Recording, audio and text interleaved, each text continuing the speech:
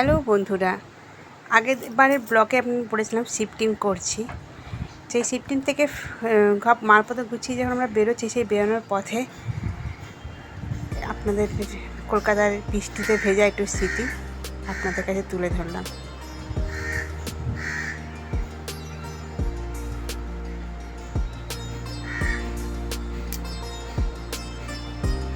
সুন্দর লাগছে না? বৃষ্টি পড়ছে এদিকে কলকাতা শহর। এটা মেট্রো লাইনের নিচে আমরা যাচ্ছি।